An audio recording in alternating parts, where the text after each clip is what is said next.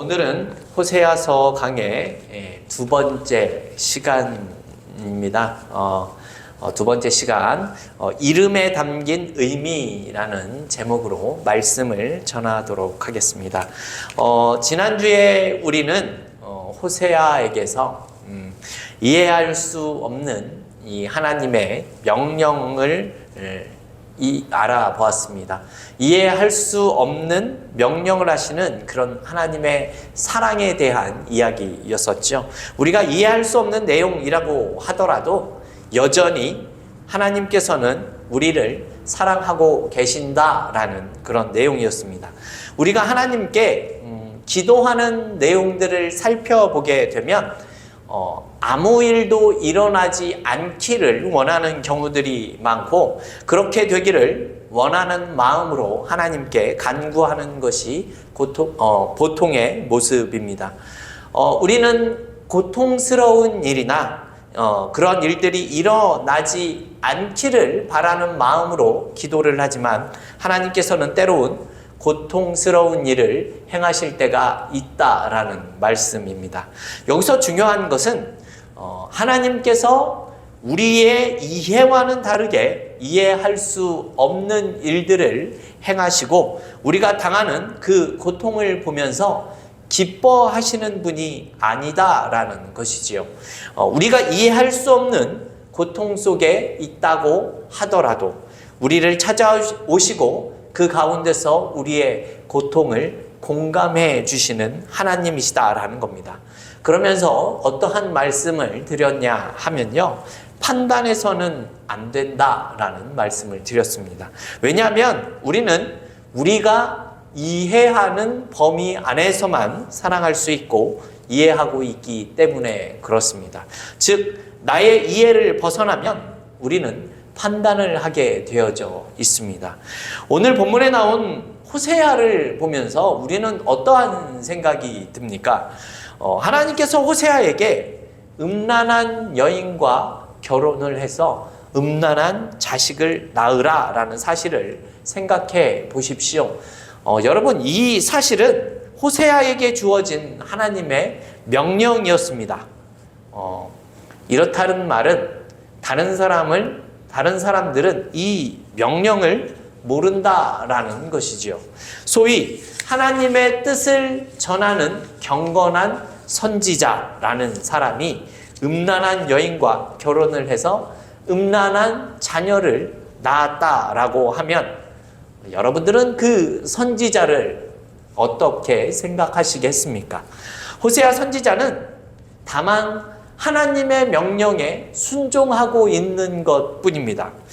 하나님이 자신의 백성들에게 당하신 배도, 즉 이방신을 섬기고 하나님이 아니라 정치와 외교를 의지하는 그런 모습들을 지금 간음으로 표현하고 있는 것이지요.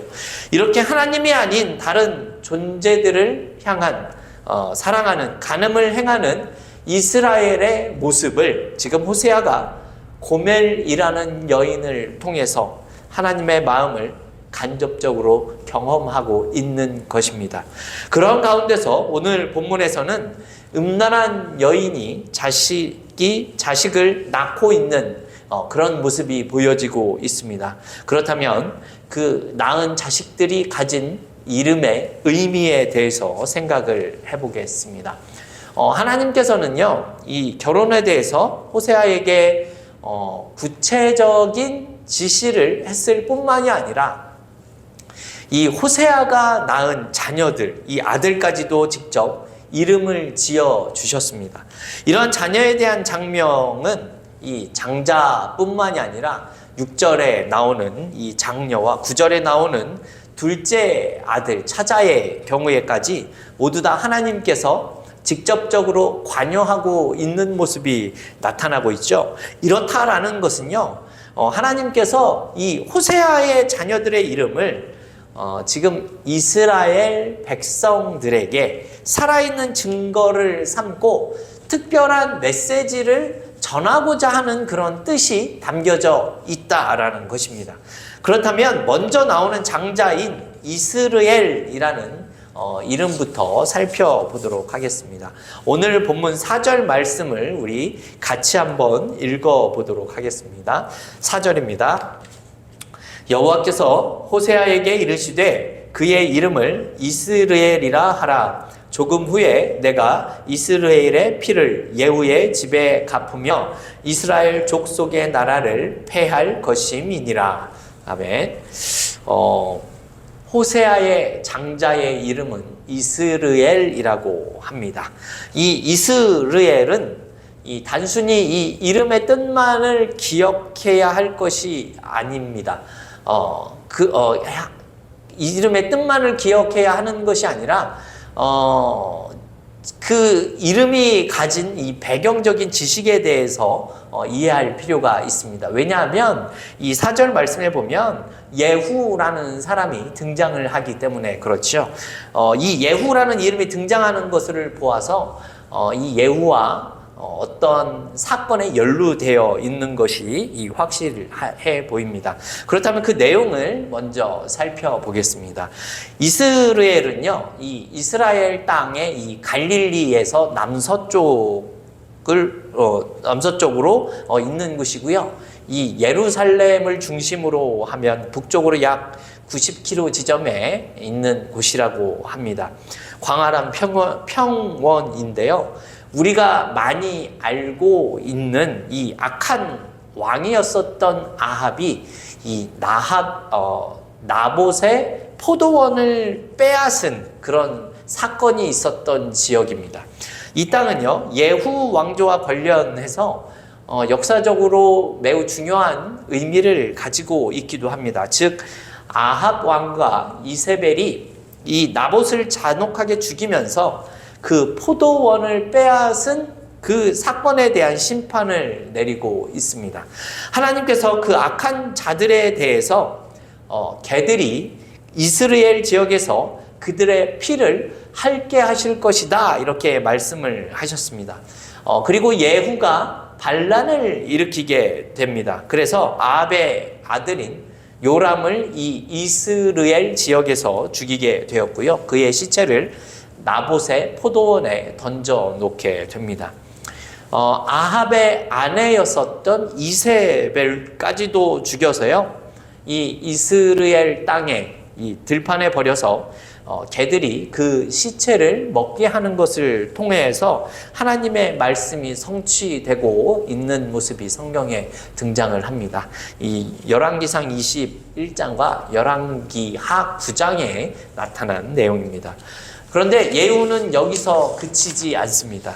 아합의 남은 자손들을 모조리 살육하는 모습까지 보여집니다. 또 아합과 이세벨의 비호 아래 있었던 그 바알의 숭배자들의 그 세력까지도 이 예후는 모두 다 숙청을 하게 되죠. 이러한 예후의 모습에 대해서 성경은 예후가 매우 피해 살육자였다라는 그런 평가만을 하고 있지는 않습니다. 처음에 예후는 아마도 모두를 죽여야 되겠다라는 동기를 가지고 있지는 않았었던 걸로 보여집니다. 이렇게 생각할 수 있는 이유가 무엇인가 하면요, 열왕기상 10장을 보게 되면 하나님께서 예후가 행했었던 이런 일들에 대해서 칭찬하고 있는 모습이 보여지고 있기 때문에 그렇습니다.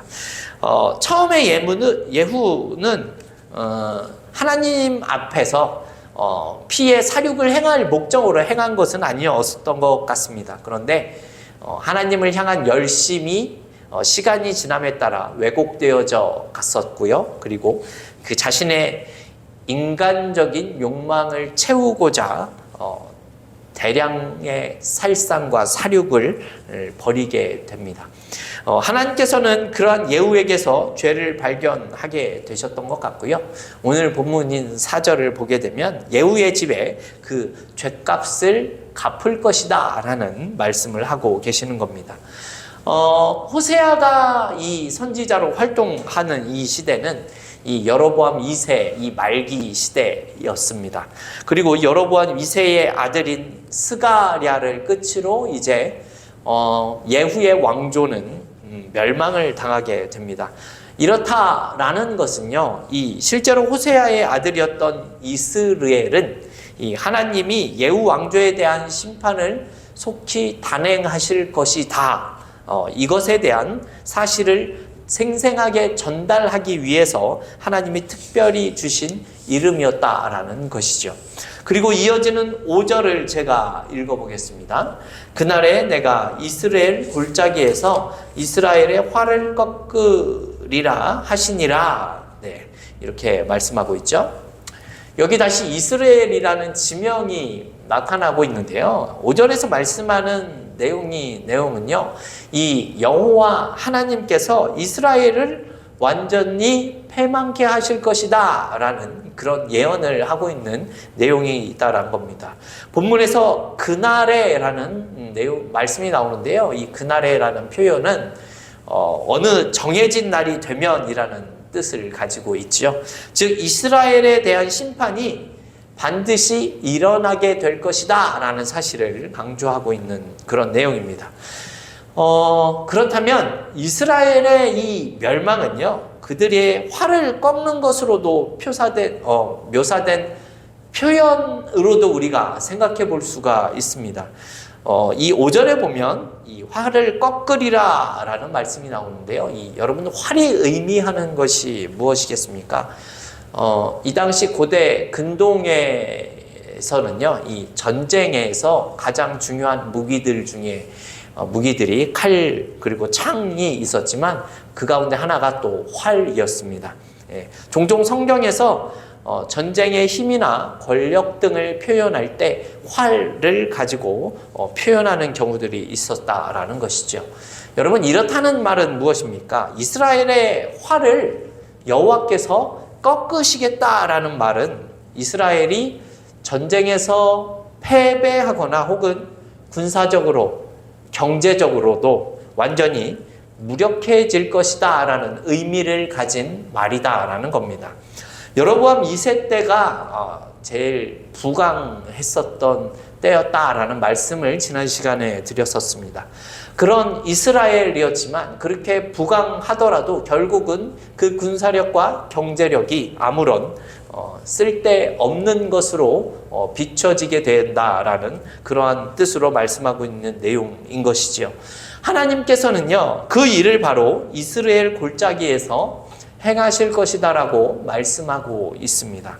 이런 모습이 더욱 의미가 있는 건요, 이 BC 733년경에 이 아수르의 디글랏 빌레셀 3세가 이스라엘 땅을 침공해서 수많은 성읍들을 점령한 사건과 연관이 되어져 있기 때문에 그렇습니다. 이때에 이스라엘의 이 국력이, 기력이 완전히 꺾이는 계기가 되고 맙니다. 즉, 하나님께서 이 일을 이 역사의 배후에서 자신이 주장하고 있음을 통하여서, 주관하고 있음을 통하여서 반드시 지금 이 일을 이루시겠다라는 내용으로 말씀하고 있다라는 겁니다.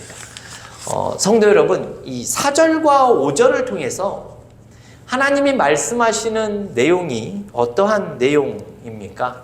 이 이스라엘이라는 이름이 가진 지명에 대한 내용이 결국 임박한 이스라엘의 미래, 이 예후의 왕조를 심판하실 것이라는 하나님의 의지를 보여주는 그런 내용이었습니다. 즉, 이 이스라엘이라는 이름의 뜻은 사실은 하나님께서 파종하실 것이다, 그리고 하나님께서 흩으실 것이다 라는 이런 회복의 의미와 심판의 의미를 두 가지 다 가지고 있다라고 합니다. 그렇게 두 가지의 의미를 다 가지고 있는 이름이지만 우리가 살펴보았던 4절과 5절의 말씀으로 생각을 해보면 결국 이스라엘 백성들을 흩뜨려 버리실 것이다 라는 의미로 생각해 볼 수 있는 것이죠. 이 호세아의 첫째 아들, 이 장자가 가진 이름이 이러한 의미를 가지고 있다라는 것입니다. 아버지가 자식의 이름을 이렇게밖에 지을 수 없었던, 여러분, 그 심정이 어떠했을까요? 호세아는 아마 이런 내용들을 다 알고 있었을 겁니다. 그 마음에 참으로 힘들었을 것 같은 그런 생각이 듭니다. 그런데 여기서 끝이 아니죠. 6절 말씀을 제가 또 읽어보겠습니다. 고멜이 또 임신하여 딸을 낳음에 여호와께서 호세아에게 이르시되 그의 이름을 로루하마라 하라. 내가 다시는 이스라엘 족속을 긍휼히 여겨서 용서하지 않을 것임이니라. 아멘. 첫째와 마찬가지로 이 하나님께서는 둘째 역시도 이름을 직접 지어주고 계십니다. 이번에도 하나님께서는 이 호세아의 자식들의 이름을 통해서 이스라엘에 행하실 자신의 뜻을, 일을 사람들에게 생생히 알리고자 하는 그런 경고를 보이고 계십니다. 구약 성경에서 이름이라는 것이 단순히 그냥 불려지는 명칭, 그것으로만 생각되는 것이 아니라 상당히 큰 의미를 가지고 있습니다. 이름은 종종 그 이름이 지닌 대상 혹은 인격, 각 사람의 속성 등의 전체를 대변하고 있는 것이기 때문입니다. 이런 내용을 감안해 보면 이 호세아의 둘째의 이름은 정말로 심각하지 않은 이름이 아닐 수가 없습니다. 로루하마이기 때문에 그렇죠. 로루하마에서 로라고 하는 것은 이 부정을 의미하는 부정어입니다. 한자로 생각을 해보면 불신앙할 때의 이 불자와 똑같은 의미고요. 비성경적이다 라고 했을 때의 그 비와 동일한 뜻입니다. 그래서 로루하마의 뜻은 긍휼하심을 얻지 못한 자라는 뜻이 됩니다. 긍휼함이 없는 겁니다. 생각해 보십시오. 세상의 그 어느 부모가 자녀의 이름을 이런 의미로 지어주는 부모가 어디에 있겠습니까? 아울러 이런 이름으로 불려지기를 원하는 그런 자녀 또한 없을 것입니다. 그럼에도 이 같은 이름을 선지자가 자녀에게 붙여주는 이유는 무엇입니까? 그것이 하나님의 명령이기 때문에 그렇고요. 하나님께서 이스라엘에게 장차 당할 일을 설명해 주기 위해서 이러한 일들을 행하셨다라는 겁니다. 즉, 이 이름은 실제 호세아의 둘째 딸이 그녀의 가족이나 주변의 이웃 그리고 하나님께로부터 긍휼을 얻지 못한다라는 의미를 가진 것은 아닌 것 같습니다. 이것은 개인적인 뜻이 아니라 이 국가적인 뜻이다라는 것이죠.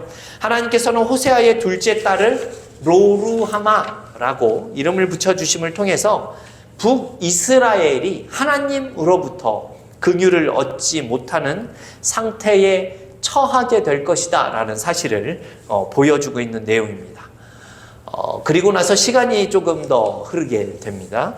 그리고 8절, 9절을 우리 같이 한번 읽어보겠습니다. 8절과 9절입니다. 고멜이 로루하마를 젖댄 후에 또 임신하여 아들을 낳음에 여호와께서 이르시되 그의 이름을 로암미라 하라. 너희는 내 백성이 아니요 나는 너희 하나님이 되지 아니할 것임이니라. 아멘.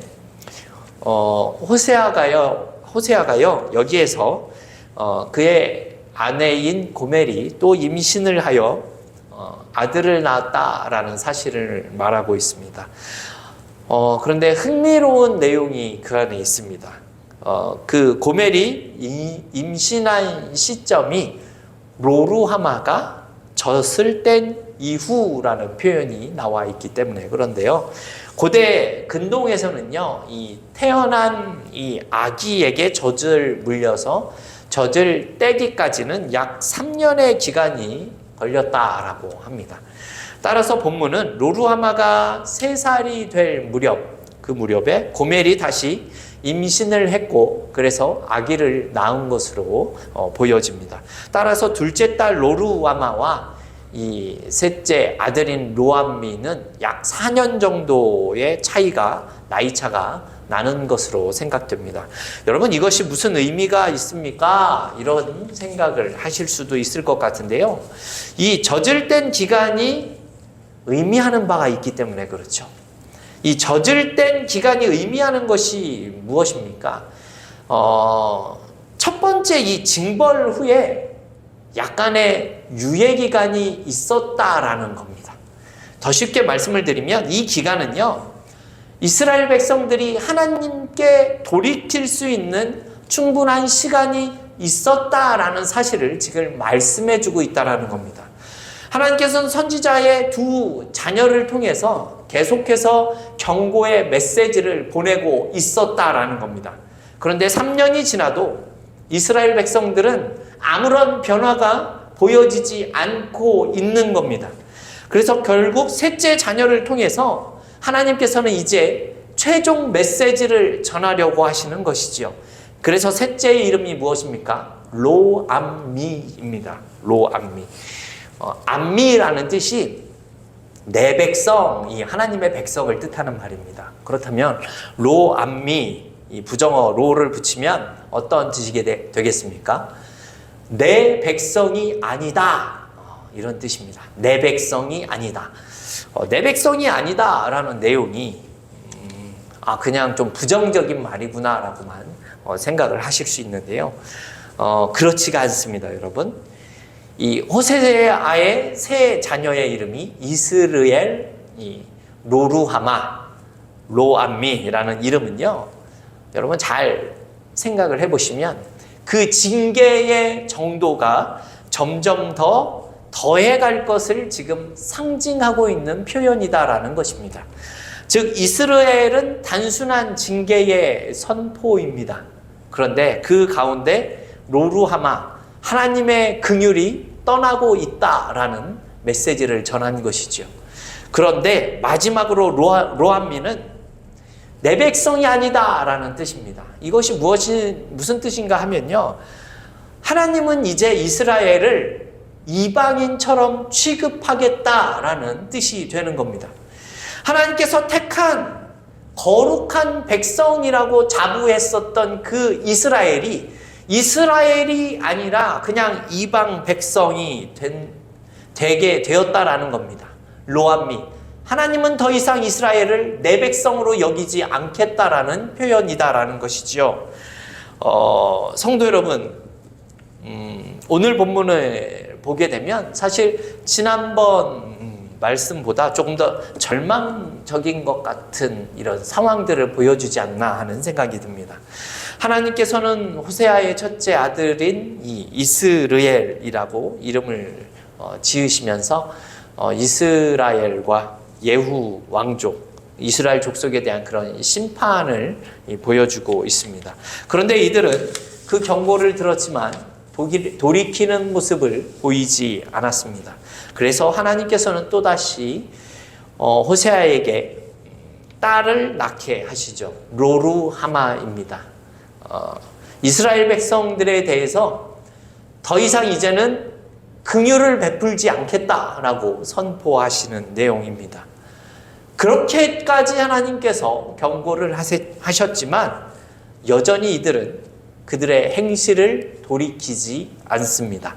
결국 하나님께서는 호세아에게 셋째 자녀, 아들을 낳게 하시는데 그 이름을 친히 로암미라고 지으십니다. 최후의 통첩을 날리신 것이지요. 말씀드렸지만 로암미는 이제는 더 이상 너희는 선택받은 그런 백성들이 아니다라는 표현입니다. 이 말이 무슨 뜻인가 하면 너희는 이제 나랑 아무런 관련이 없다. 너희들은 나와 언약적으로도 아무런 관련이 없는 그런 사람들이다 라는 내용을 보여주는 것입니다. 여러분, 왜 하나님께서는 이스라엘 백성들에게 이와 같은 모습까지 보여주시는 것입니까? 라고 생각을 하실 수 있을 것 같습니다. 그런데 성도 여러분, 하나님은요, 우리가 생각하는 것보다 더 오래 참으시는 분이 맞습니다. 하나님은 오래 참으시는 분이 맞는데요. 그러나 오래 참으시지 끝까지 참으시는 분은 아니십니다. 하나님께서 이렇게까지 하는 것에는 이유가 있기 때문입니다. 이것이 우리가 알지 못하는 이유일 때 우리는 매우 답답함을 느끼게 됩니다. 이러한 답답함이 해결되지 않는데 결국 자식들의 이름이 저주를 받는 것 같은 상황까지 이르게 되었다라는 것이죠. 더세움교회 성도 여러분, 지금 이스라엘의 모습을 보십시오. 망한 상태와 같습니다. 하나님은 호세아의 자식들의 이름을 통해서 내가 지금 얼마나 분노하고 있는지를 보여주고 있다라는 것이죠. 맞습니다. 이스라엘은요, 여러분, 망할 것입니다. 망하게 됩니다. 눈에 보이는 이스라엘은 망해서 사라질 것입니다. 하지만 지난주에 하나님은 우리 가운데 오셔서 우리와 함께 하시는 분이시다라는 말씀을 드렸습니다. 여러분, 이것이 의미하는 바가 무엇이겠습니까? 내 눈에 보이는 것은 지금 망한 것이 맞는데 그것이 또한 영원히 망한 것은 아니다라는 사실입니다.